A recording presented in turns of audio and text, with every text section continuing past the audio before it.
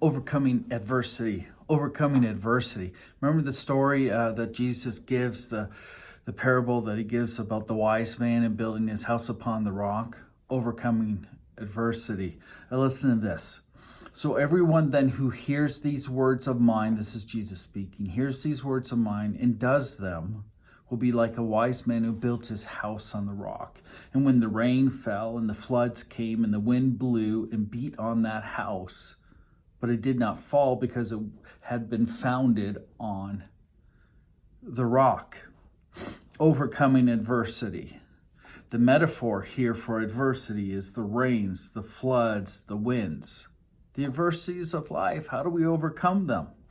Look at this. Everyone who hears these words of mine and does them will be like the wise man who built his house on the rock. So what's the house? The house is our life. We are in a process since we were an infant, since we're in our mother's womb, of building the house of our life. So what's the rock? The rock's Jesus Christ, certainly. But the rock is also the teachings of Jesus Christ. So those who hear, what's hearing? Hearing is knowing, it's learning the proper tools, the proper materials, hearing the proper blueprint for our life.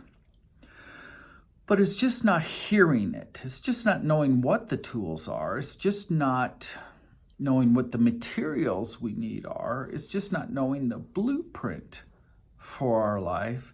Hearing doesn't get us to where we need to go to handle adversity.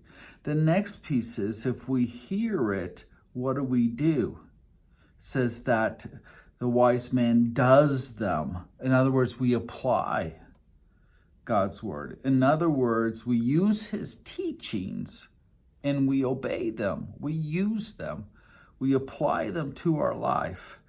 And as we listen to the teachings of Jesus Christ and we apply them to our life, we become strong, we become resilient, and we then have the ability to withstand the winds, the rain, the flooding, the adversities of life.